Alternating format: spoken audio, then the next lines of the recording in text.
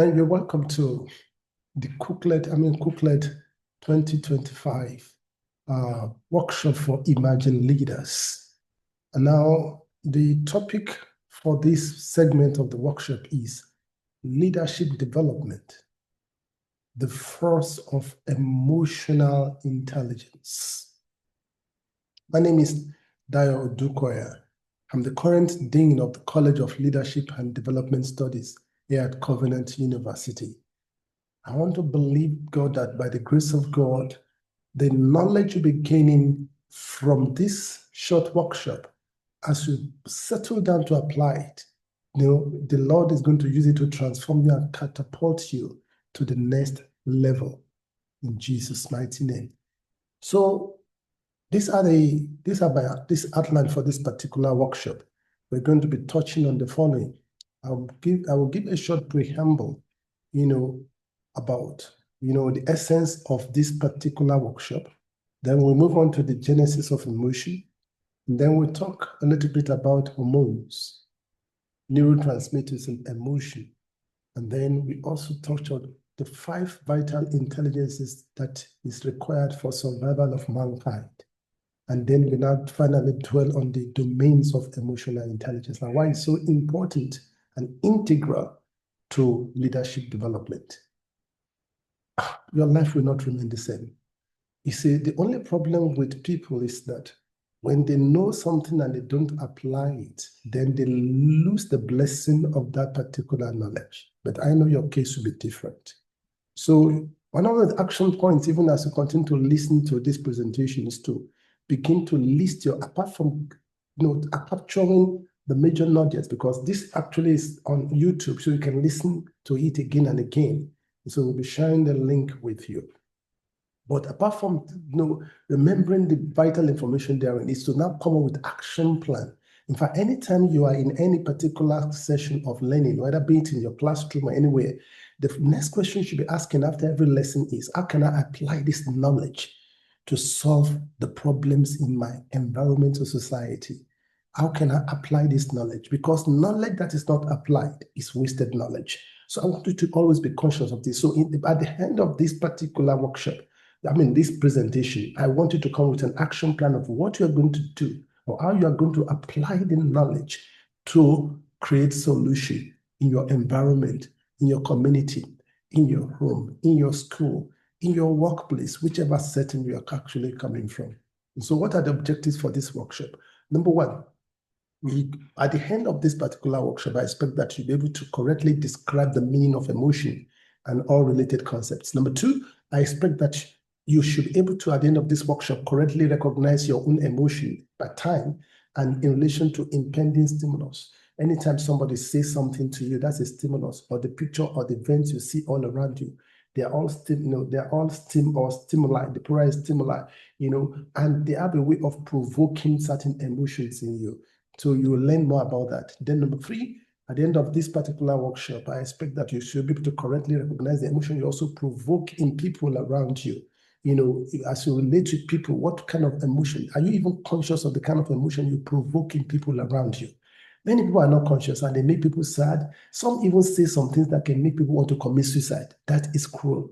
That's cruel. So I don't expect you to. It's because such people lack emotional intelligence. And so you need to be conscious of this. Number four, at the end of this workshop, you also learn how to significantly improve in controlling your emotions in the face of the barrage of negative stimuli, to engender well-being and productivity. Because so many, like the situation in the country, for instance, actually they're bad vibes, they're bad stimuli that can make somebody become depressed. So if you don't learn to control those emotions, they're bound to affect you, as it were. And then finally, you are going to learn, I'm expecting that by the end of this workshop, you are going to significantly improve in the skill of knowing how to control your emotions too, and then how to provoke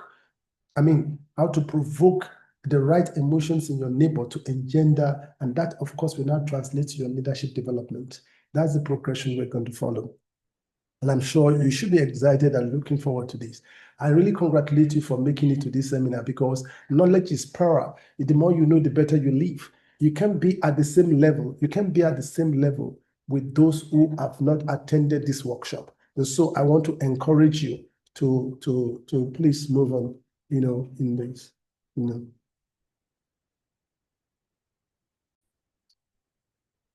So preamble, step number one. I want to quickly just give you the preamble. Let's start with what is emotion. In fact, a synonym, simple synonym for emotion is feelings. And many people are not conscious of it, but they are the silent drivers of everything we do in life. The Google Dictionary defines, and I love it. I carefully selected these definitions because they're very simple, but very potent. You see, why is definition so important? Anything you don't understand the meaning of, you cannot effectively apply it or implement it at the end of the day. Or if you even implement it, you'll be implementing it wrongly and you'll not get the kind of result. So correct definition is so critical to everything we do. And so I want to please encourage you to meditate on these definitions of emotion. It's the Google Dictionary defines a strong feeling deriving from one's circumstances, mood, or relationship with others. Strong feelings. In the course of relating with people, they will say some things. They will look at you in a particular way. Those things, that's what we call the stimulus or stimuli. And they provoke certain thoughts in you that will also now provoke certain emotions in you. Those are the feelings we call emotion. Some can make you sad, some can make you happy, some can make you feel disgusted, and so on and so forth. And so that's why I also like the Collins Dictionary definition. It says it's a feeling such as happiness, love, fear, hunger, or hatred, which can be caused by the situation you are in or the people you are interacting with. That's the same thing I just explained now. So that's Collins' definition. I hope you are enjoying this because understanding the meaning of emotion is so critical to what we do. Then Wikipedia defines it that emotions are the mental states. This one is more technical somehow, brought about by neurophysiological changes. Those changes within the cell is what we call neurophysiological changes, variously associated with thoughts, feelings, behavioral responses, and a degree of pleasure or displeasure. That neurophysiological changes I've explained later on because you'll be hearing more about neurotransmitters and hormones. Those are the chemicals in the body actually provoking those emotions. And of course, I'm sure even from secondary school, they've been teaching me a little bit about, about all hormones and things. And, maybe they're not talking about neurotransmitters, but at least hormones. I'm too sure that you have started doing that at secondary school level. And so those are actually the chemicals, the emotional chemicals, so to speak. Now, in the 70s, one psychologist called Paul Ekman identified 6 basic emotions, that he suggested were universally experienced by all human beings. We need to conduct more research to confirm this, and he classified them, and they are the following: happiness, sadness, disgust, fear, surprise, and hunger. These are the popular, main, you can call them main emotions, as it were. But by 2017, a study suggests that there are far more emotions than these particular 6 categories listed. And so in a study published in the Proceedings of National Academy of Sciences, researchers have presently, as we speak, identified at least 27 different categories, not even the number now, categories. Under each category, there are many other kind of emotions. So it's a subject worth studying, the various shades of emotion. In fact, the way they are even beginning to discover it, the same way colors are mixed to get different shades of color, the same way emotions can be combined to have different shades of manifestations of emotion. It's so interesting subject. And I want to encourage you to do more study because we want to make this video very short so that it will not bore you in terms of listening. And then we know you have also been seated for some time. We want to manage the time effectively. So we want to encourage you. You may have to, anytime you actually study, when you go into a classroom, there's no way your teacher can just give you everything. So you still have to engage in continuous learning. And the more you learn, the better actually the result you get in the process. And because that's extra effort is what's going to make you extraordinary. So I always want to encourage you to put in extra effort anytime you are learning to get extra information on what you have been taught. So let's quickly take a look at 2 of the two universal emotions and how they impact human behavior. And one of them, of course, is happiness, which is one, in fact, one of the quest of a reason for living is to be happy. People just want to be happy. So if you see all the efforts which human beings are making all around the world, it's for happiness. But a greater a greater desire for, especially for those who understand spiritual things, is joy. They are linked. Joy and happiness, in fact, they are used interchangeably, but they are not the same thing. They're not the same thing, because joy actually is, I mean, is spiritual, and it's not actually linked with physical things, but happiness could be linked. So let's quickly define happiness. It's often defined as a pleasant emotional state that is characterized by feelings of contentment, though we are using joy, but not in the real sense of the meaning of joy. That is gratification, satisfaction, and well-being. Those are the things that promote happiness. What creates happiness tends to be heavily, of course, influenced by culture. It varies from one culture to the other. For instance, in certain culture, even within Nigeria, for instance, where we are having this program now, you see, buying a home, for instance, or having a high-paying job with a fat salary can be the source of happiness. Consequently, happiness, what makes for happiness vary from one person to the other, from one community to the other, from one city to the other, from one country to the other. From culture to culture, it varies. And so, but one common thing is that happiness is always often linked with some physical things, some achievements, unlike joy, that even in the face of challenge, one can still be joyful, and that can only happen by the help of the Holy Spirit. That's why it's one of the fruit of the Spirit. And that's why it's also the phrase, you have had the phrase joy in the Holy Ghost. So that's why you need to differentiate between happiness and joy. But it's a very vital emotion that actually anybody lacking it may soon go into depression, which actually is the genesis of mental ill health, and which is beginning to increase more and more, even in developed countries now. And then suicidal ideation, and people want to contemplate suicide, and so on and so forth. It's lack of happiness, genuine, consistent happiness. In fact, let me say lack of joy, because some people, we have seen millionaires who are supposed to be happy because they have a lot of money, and yes, they are still thinking of committing suicide. Not thinking, in fact, many of them end up committing suicide. What could be the cause? So these are part of things we've been learning more and more. Although that actually is extending beyond the subject of emotional intelligence, but it's still linked somehow. So, but I want you to understand that happiness is a strong catalyst for well-being and productivity. Because when you're not happy or joyful, you will not even be motivated to want to achieve or contribute to or come up with solutions that will be a solution to the problems of your society. You will just switch off. That's why you see people who are not happy most of the times oversleeping, overheating, and then doing some drastic things because they're not happy. You don't feel motivated to want to do something meaningful. And if you continue and persist, it can lead to depression, which is a very, very strong negative symptom of mental ill health, of mental health. So the next one, which is another kind of emotion that we need to watch out for, which is a very, very, very, dangerous kind of emotion, so to speak. Although there's a degree of it that can actually be positive to make you to achieve. But when it becomes too excessive, it can also be very debilitating or very destructive. And that is fear. I want to classify them: fear, phobia, and anxiety. They're in the same category, they are just in different degrees. Fear, phobia, and anxiety. Now, fear is a powerful emotion that can also play an important role in survival. When you are faced with some sort of danger and experience fear, you go through what is known as the fight or flight hormone. You want to save your life. And so the body will naturally, through the adrenaline, release adrenaline hormone into your system that will now make your heartbeat to increase, so that, and then also release, make your lungs to also increase in pumping and taking in more oxygen. And then your blood is also releasing sugar into your bloodstream, especially to the muscles. And suddenly you have a kind of energy that you did not ever assume you had before. And walls and speed, you cannot run before you begin to scale it.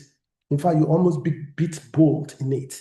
I don't know who is the fastest runner now in the world. I think somebody has beaten Bolt already. So you'll be surprised that you are going to beat, in fact, you almost beat Bolt in 100 meters race when you are under this kind of emotion of fear.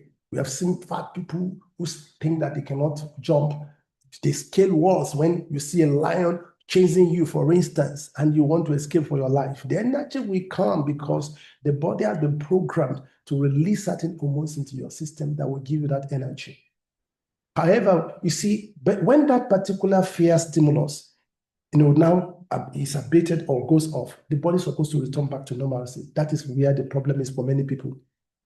the state of fear is perpetually there for some people. They worry a lot, they experience anxiety over every little thing. And so that will continue to cause release of continuous release in very sublime level, but continuously the release of that adrenaline hormone. And so the body metabolic system will continue to overwork, and that will now cause a state of stress. And then it will now lead to what we call psychosomatic disorders like diabetes, insomnia, high blood pressure. High blood pressure will lead to diabetes, then sleeplessness, and then if it's not taken care of, it can lead to stroke and premature death. Can you see how serious these things are? The issue of emotion is emotional intelligence, ability to control these things. These are just two of the numerous kinds of emotion playing around within human beings. So we must learn to manage and control this, and that's the subject of emotional intelligence. No, it's all about control. It's all about control. Life thrives on control. Those who lack self-control often end up losing control and crashing. That will not be you. So I want you to understand that the strongest traits you must learn to control, the strongest traits you must learn to control to make a mark in life and become great is your emotion. I want you to understand this. That's the strongest trait you must learn to control, and to make a mark in life is your emotion. It's your emotion. So please understand this. It's your emotion. And this is what predominantly makes for emotional intelligence. And that is why we are going through this workshop. It's one of the vital traits of great leaders. If you are going to be a great leader in your time and generation, you must learn to control your emotion. You must learn to control your emotion. Very important. And that is why we are going through this workshop. Then let's move on to another subject now. What is the genesis of emotion? What is the genesis of emotion? It's your mind. Basically, it's just your mind. It's just your mind. And it begins, and your mind can be classified into three categories, and let me use layman's term. If you're in psychology, for the professionals, we call it cognitive, affective, and psychomotor. But basically, in layman's terms, it simply means cognitive is also called intellect or your intelligence. Then emotion is the one that is called affective domain.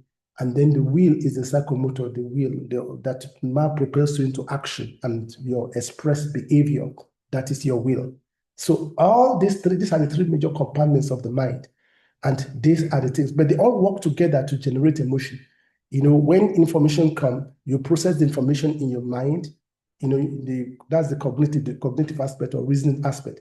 And then that will now elicit, depending on the way you process that information, it will now elicit a kind of emotion in you and then propel a kind of action. That is why some people begin to break things. So you can see coming from intellect to emotion, then to their will, to their psychomotor. Some begin to fight, some begin to hit people, some begin to, just because of the way they process the information, the kind of emotion provokes. Say, oh, you call me stupid. You say I'm stupid. And then anger will now be well up. And then from that anger, you now begin to now throw blows and then begin to hit someone to the point of killing people at times. So you can see the link. Everything is operating within the mind. Do you see? So ability to control all these very major domains of the mind to be able to elicit the right behavior per time is what we call emotional intelligence. I hope you are getting it. This is very, very important. That's what we call emotional intelligence. And of course, that mind, because when I ask some people to touch where their mind is, they touch their chest. That's not where your mind is. Your mind is inside your skull, your brain. That's where your mind is. It's just the brain. It's the major part of it, of course, linked with the nervous system, which begins with this the nervous system. That is where you find the mind. And of course, the major component of that, the part that's actually responsible for this emotion is actually the part called limbic system. This middle portion, colored part of the brain is actually embedded within the middle of the brain, surrounded by the cerebral cortex. This pinkish part is the cerebral cortex, which is covering. The brain is split into two in the picture you are seeing. So right in the middle is this. So the cerebral cortex, we have the right hemisphere and the left hemisphere covering the limbic system. So the limbic system is within the heart of the brain, right inside in the middle of the brain. I hope you are getting that.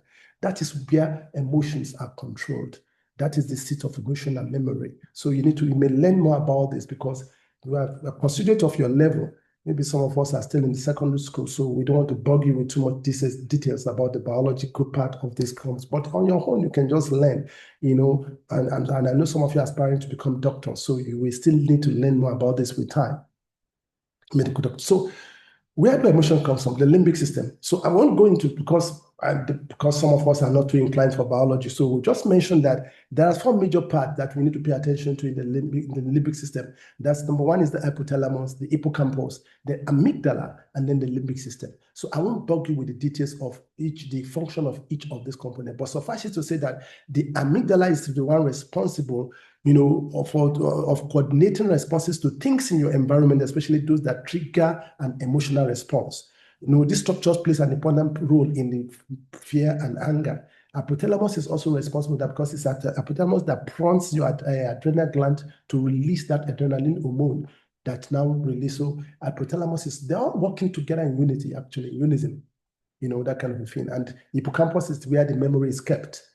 And so you now remember that that was what he did last year. That was what he did. Then the anger will now be provoked and fueled more because you have stored the memory of what the person has done in your hippocampus. Are you getting it? And so that's how it continues. All this information is stored within the brain. So we must learn to understand and how to process all this information. Okay, so then let's move to another segment now. What are those, the hormones and the chemicals in the body responsible for emotion?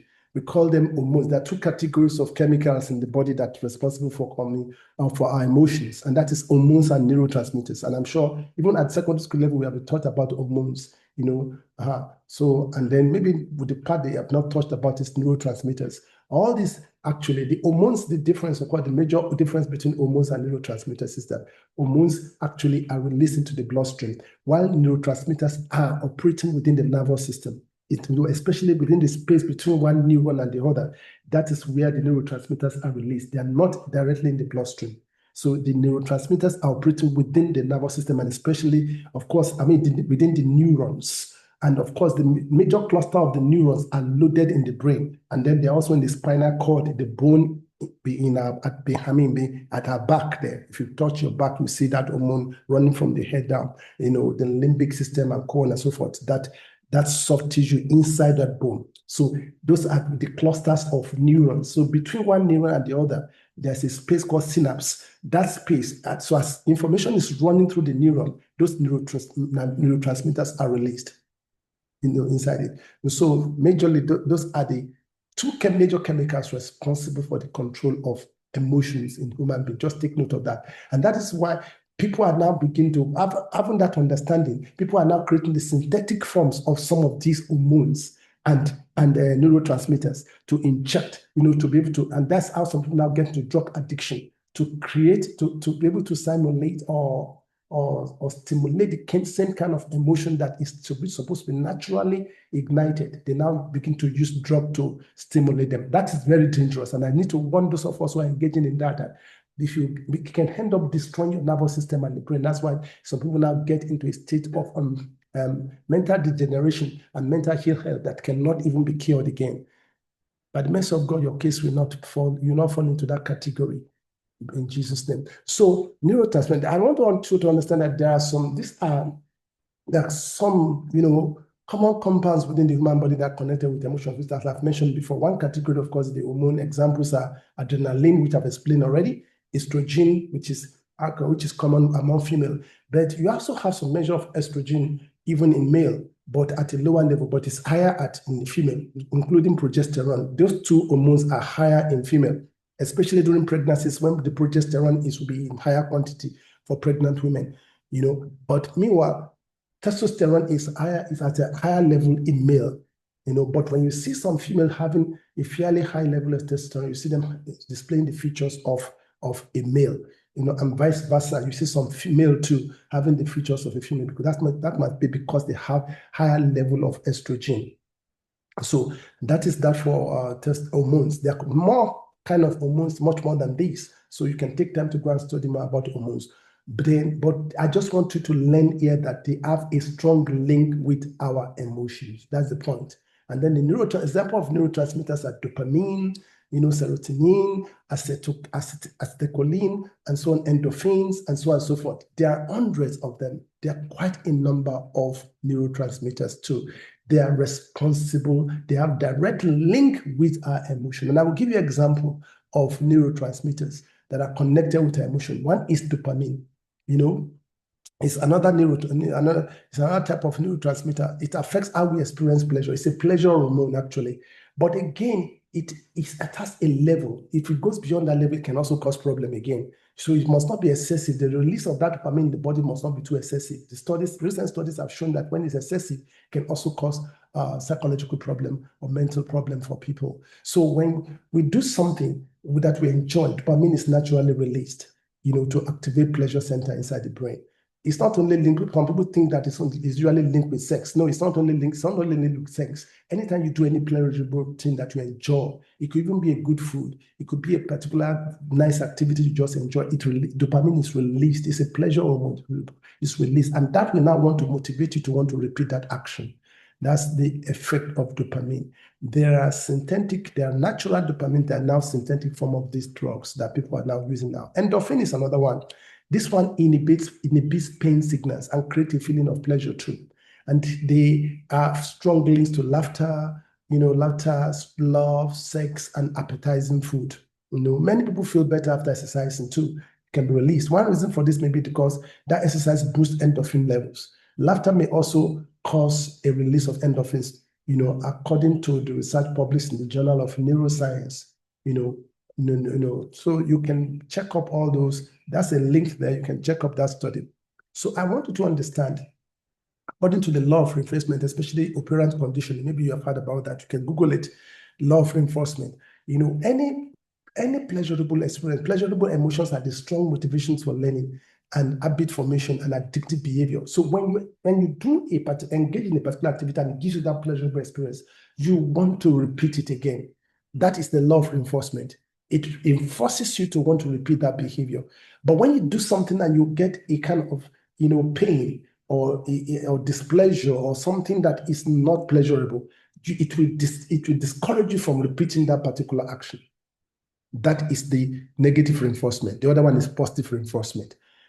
Skinner, a lot of experiments have been conducted along this line to prove all these points. But that is just the law of reinforcement. So you need to be conscious of that. Now, talking about emotional intelligence, that phrase was first popularized by Daniel Goleman, and there's a book he has released on emotional intelligence. So you can get them in the bookshop to learn more about emotional intelligence. So it was popularized about 15 years, or getting to 20 years now, by Daniel Goleman.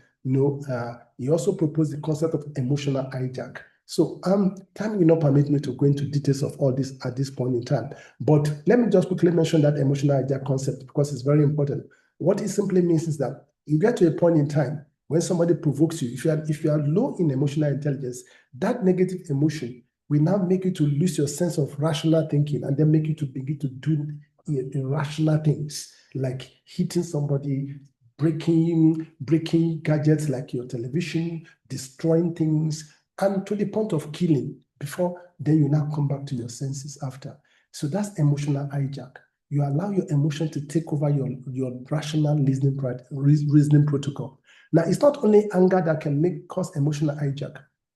Things like emotion of love can also cause a young girl to suspend her brain and begin to do irrational things with a boyfriend.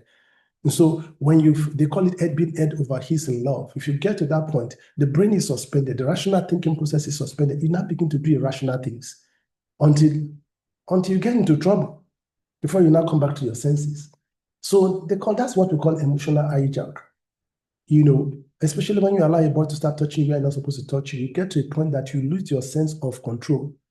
I told you about control initially. You lose your sense of control and you begin to do irrational things. And that's what happens. And that's part of emotional intelligence control. Ability to control your emotion is what actually makes for emotional intelligence, to be able to now get into productive activities and not destructive activities. That's the bottom line of emotional intelligence, and I hope you're getting it. This is very important. Let's move to another dimension, the domains. What are the domains of emotional intelligence?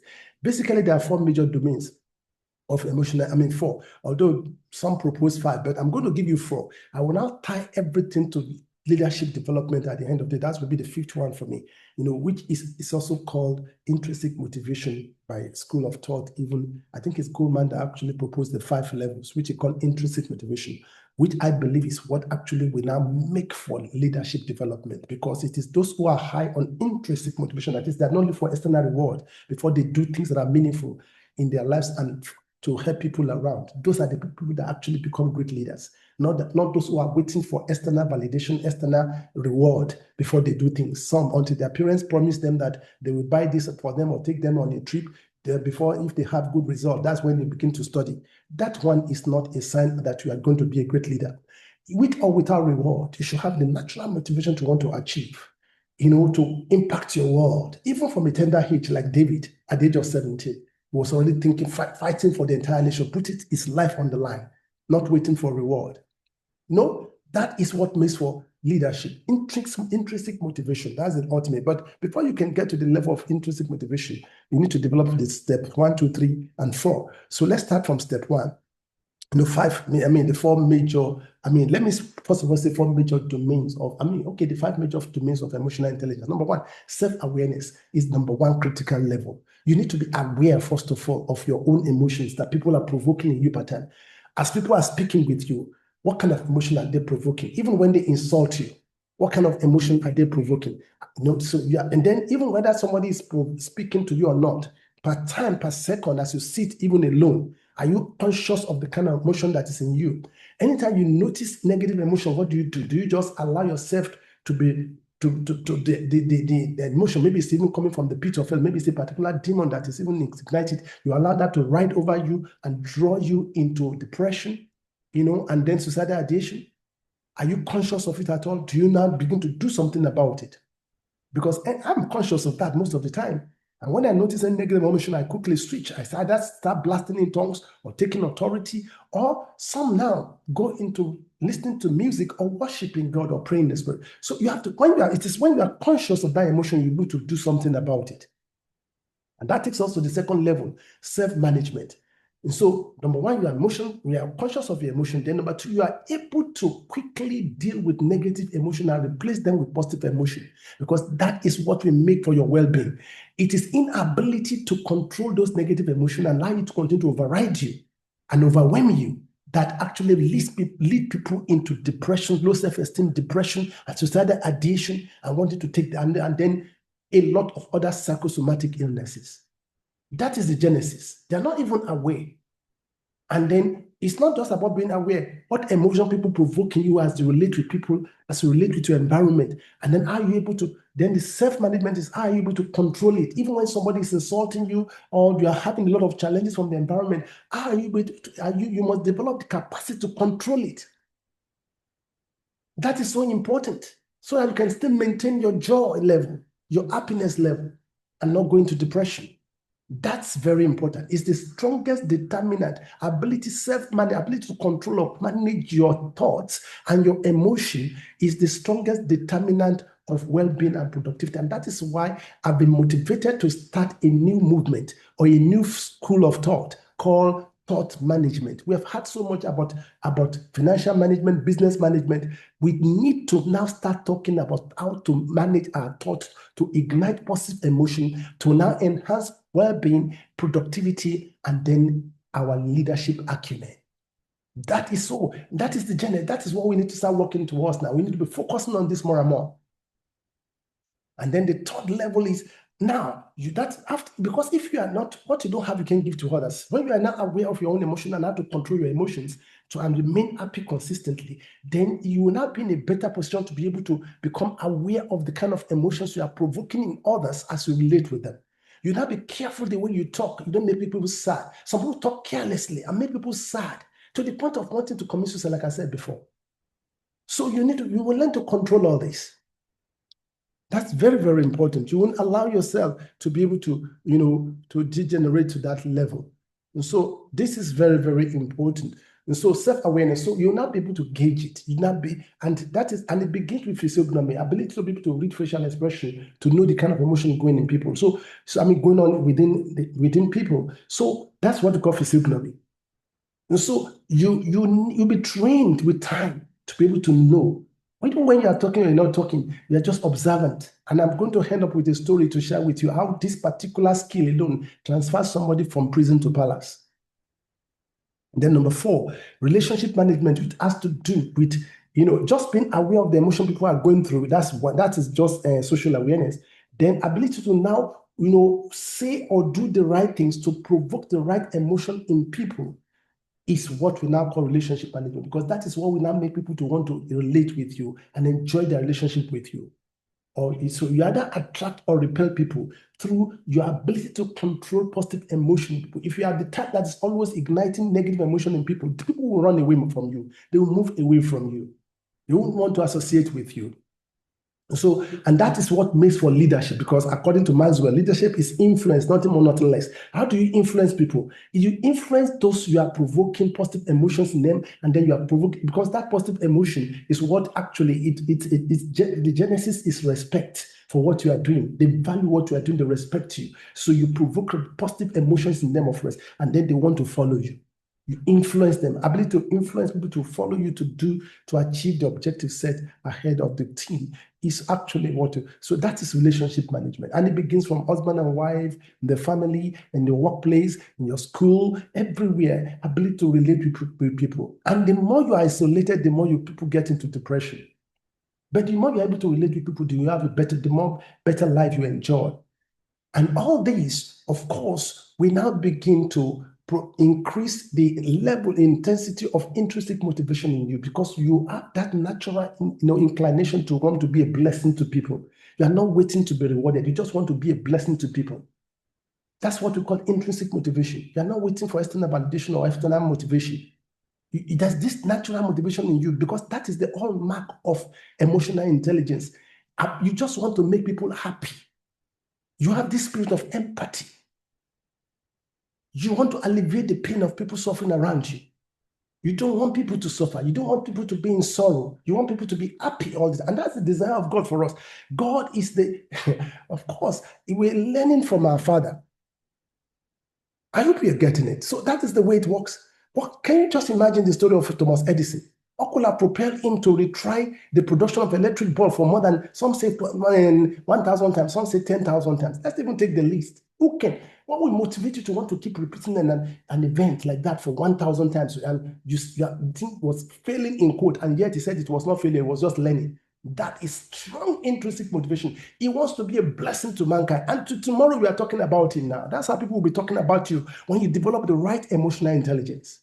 Not trying to destroy and make people sad or make people commit suicide around you through your behavior. Imagine. The men jumping from one woman to the other and causing a lot of heartbreak for women. They lack emotional intelligence. They lack. So many single mothers on the rise. Have you noticed that? It's because of men who lack emotional intelligence, breaking the heart of people with one thought, without remorse, without any care, from the pit of hell. And so those are the things we need to learn. Now, let's quickly do some practical exercises. Let's do some practical exercises. Awareness. Let's start with social awareness, and we are practicing physiognomy now. So I'm going to show you some facial expressions, and you're going to tell me what kind of emotion the person may be experiencing. What kind of emotion is that person? That's what we call physiognomy. Using facial expression, reading from facial expression to predict the kind of emotion the person has. It may not be 100% perfect, but at least about 70 to 80% is always accurate. And I will be sharing this story with you at the end of this presentation of somebody who used that powerfully and then experienced elevation, because he was carrying out with soul. So what can you see here? Can I hear your response? Happiness, right? You are correct. So what kind of emotion can you perceive? Can this lady be going through? Did you say sadness or apprehension, anxiety, or fear? No, but it's not too strong fear, but it looks more like anxiety and apprehension, or sadness. I think you are correct if you mention any of those three. So what about this? Disgust, definitely. Disgust. You can see, so this is strong expression showing on the face. Showing on the face. That is to show you how that our emotions have their expression majorly on our faces. So, and that's a very powerful. So you must be sensitive. That's awareness. Some people just walk around the corridor all over their places. They're not even aware. that maybe their spouses are sad or their children are sad, they are not happy. Can you imagine? And so that is the beginning point of it. Those who are not aware, can you see another expression of disgust from a lady or anger? In fact, this looks like anger, And what's another stronger word for anger? There's a stronger expression for anger when anger gets to a better rage. I think it's rage. Yes, rage. This is a strong expression of rage. I want to ask you a question. Somebody who is always manifesting this kind of emotion too many times in a day or weeks and months, what do you think is likely to be the state of health of that person? The person, if care is not taken, may develop high blood pressure. And if it continues without controlling it, it can degenerate to stroke. And so that's to show you the power of these emotions and why we must learn to control them. And that is the quest of emotional intelligence. We must learn to control them, even from the tender age as youth, because these habits grow up from our youthful age. If we don't control them early enough and it degenerates, becomes part of us, part of our personality, it can make us to lose so many things. Some people lose their jobs because of low of emotional intelligence. They lose their jobs, they lose promotion, they lose friendship, they lose a lot of things because of poor emotion. Their marriages are broken, and they experience divorce because of lack of control of lack of emotional intelligence. A lot of things are destroyed in society because of lack of emotional intelligence. And that is why we need to pay attention to these things. So let's now go on to the psychotherapy. Psychotherapy is the solution. That is usually our psychological solutions. In psychology, our solution or treatment comes in forms of psychotherapy. And so what are the psychotherapy or treatment for this? And let's start with relationship therapy, first of all, which are called empathy, reflectivity, and empathy. It's ability to feel the consequences of your behavior. I want you to train yourself. When you say or what of your behavior, what you say and do on your neighbors, well-being, so as to adjust to evoke emotion that make them happy, peaceful, and productive. So you make a list and observe. Get a feedback from your neighbors. How do I pass across to you? Do I make you happy or make you sad? What do I say to make you sad? Begin to take note of them. Take a journal and take an inventory of those things, and then consciously begin to work on them and to change them to positive stimulus and positive actions that will provoke positive emotions in people around you. The moment you start doing that, you are growing in emotional intelligence, and you also be growing in leadership acumen. I hope you're getting that. That's the way it works. So reflect on these things. And I want to give you one therapy in psychology. It's actually proposed by Albert Ellis. And I wanted to go and search more on it. Time will not permit me to go into detail about it. It's called rational emotive behavior therapy. But I will simply explain it in very simple terms. It's one of the most potent cognitive behavior therapies for handling emotional disorders. And it's about handling emotional stimuli. And the simple way I can simply explain is this. Anytime somebody releases a negative emotion towards you, like maybe insult you, for example, let me just use the example of you are stupid. You're mad or something like that. The thing, you don't react in the same level, because if you react at the same level or the same tone to the person, you're also operating low emotional intelligence. So what you do is to rationalize. That's where the word rational emotive behavior therapy comes. When you rationalize it, so it takes the wind off the sail, so to speak. It's an automatic expression. That is, the force of that particular stimulus will be broken off, because the goal of that stimulus is to make you angry or sad. So, but when you rationalize it and explain it away, oh, the guy must have some challenges, it's unlike him. Or he woke up on the right side of the bed. Oh, I think he needs help. This is not normal. You see, all those three statements I've made, you are rationalizing that negative stimulus released by the person. Maybe he was insulting you, you are mad, you are stupid, whatever. Some people will get angry and will begin to get angry all day long, to the point that they will not be able to engage in any activity for that day. The day will be wasted just because of that negative stimulus. They are actually confirming they are stupid, and it's a display of low emotional intelligence. And so you try to rationalize it and explain it away and justify the person, even when the person is clearly not actually right, is wrong, and the person is known to be cantankerous. So you don't worry. It's for your own good. It's not because of him. So it's better you just develop the habit of rationalizing it. That's the best way to go. My wife is very good with this.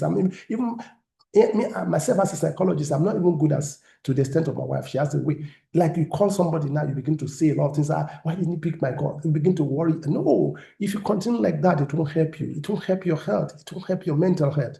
So that is one dimension, and that is one therapy I wanted to explore and try to begin to use. Then we also have self-management therapy. So the one I've just given you now, you use it, of course, for yourself too. This is another self-management therapy, a provoking text message that deserves an explosive response.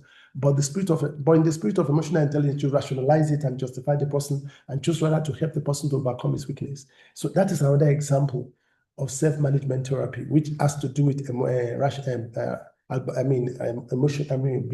rational emotional behavior therapy. Okay, so I want to encourage you. You need to be able to. We have developed some instruments, to help you to measure your level of emotional intelligence. All these 4 domains.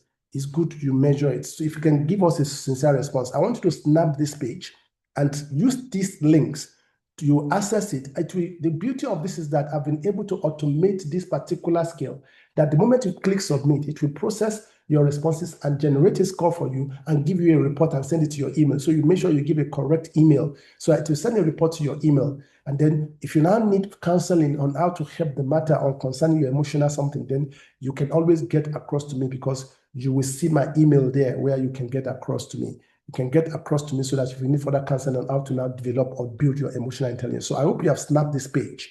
It will help you a lot, and especially the link. You try and complete that particular skill, and then it will generate a response and help you to measure your emotional intelligence and know where you are strong out of the 4 domains and then by the time you now see the need to work on any of those domains, you can link with the counselor with the role I'm ready to play for you if you get across to me. As I begin to wrap up, I want you to understand this. There are 5 intelligences that are essential for mind survival. We have been able to touch on just one of them. I want to quickly run you through the 5. I won't explain because of time. I just want to expose you to it. Then the first one is cognitive intelligence, which is actually called IQ. And that's the reason why most people go to school. When you are learning biology, physics, chemistry, and code, you are developing your cognitive intelligence. People pay millions and billions and millions to develop that intelligence. That's the one people are familiar with. It's only recently we started working like this kind of seminar we're having now. We started talking about emotional intelligence, which we have learned so much, which is the focus of this particular workshop and presentation. Then another one people are not conscious of is what we call social intelligence. But if you notice it, within emotional intelligence, there's an element of social intelligence there. So that's the beauty of this emotional intelligence. It covers even the social intelligence, because when you begin to recognize the emotion in others and you are able to train yourself to ignite positive emotion in people, you are going to have better relationship with them. And that will also enhance your leadership acumen. I hope you're getting the picture, because that is actually the ultimate goal of this presentation, because God has ordained every one of us to be a leader. And you emerge a leader easily in your area of talent. That's why I'm also coming up with the concept of talent leadership. You won't need to struggle. So we'll be talking about that at another presentation, because I already have taken quite a chunk of time on this. It's almost getting close to 1 hour now. So the third one is financial intelligence. All of us have projects and dreams. God has designed you for a purpose, but you need money to push it. So you also need to build your financial intelligence. It doesn't matter whether you are taking accounting or not of your economics. Every one of us, we need to build our finance. So one book I recommend to you there is that of produced by CUCLeD, Rich Dad Poor Dad, and all his series. I will encourage you to go and read that book. You need to build your financial. And the final one, which is the mother of all the intelligences, is your spiritual intelligence. Is the mother. If you lack that one, every other thing will be a waste if care is not taken. But because of time, I will not be able to delve too deep into this. At other forums and platforms, they'll be teaching you more about the other intelligences. But you need these 5 intelligences. Of course, another one I will quickly add to it to make the sixth intelligence is physical and health intelligence. You must learn to develop your body and keep it in a state of good health. Because if the body breaks down, everything, your vision, everything, and your dreams will be terminated. But that will not be you by the mercy of God, in Jesus' name. So take note of all this and begin. So as I close, I end up with the story of a young man. I'm sure you must have guessed who that person is. It was Joseph. Imagine in the prison, supposed to be sad. He woke up one morning and he started applying physiognomy. He noticed one of the inmates sad. In fact, 2 of them sad. He said, "Why are you sad?" It started from observing, he was conscious of their emotion through their facial expression. So he was already practicing the second stage or second dimension of emotional intelligence, ability to be aware of the emotions of people around you. That is a very powerful skill. And you can apply, you can begin to decipher this through the concept of emotional intelligence. Physiognomy. And so from that question, they now told me that it was a dream they had and they didn't know the interpretation. They said, that's my gift, tell me. And then he now applied the second level of leadership development, using your talent. When you discover your talent, you begin to use it on a daily basis, freelance. Start with voluntary without looking for money. Just you want to be a blessing to people. Begin to use your gift and talent. You discover it, you develop it through practice, and then you deploy it into ministry or business. That is the key to your prosperity. That is the concept of talent leadership. And so that was what Joseph did.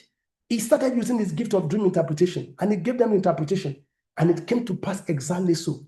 And it was one of them, the butler that went in front of was serving Pharaoh. Pharaoh now had a dream that nobody could interpret. He now remembered it. People will soon remember you as you continue to use your grant and then operate in high emotional intelligence.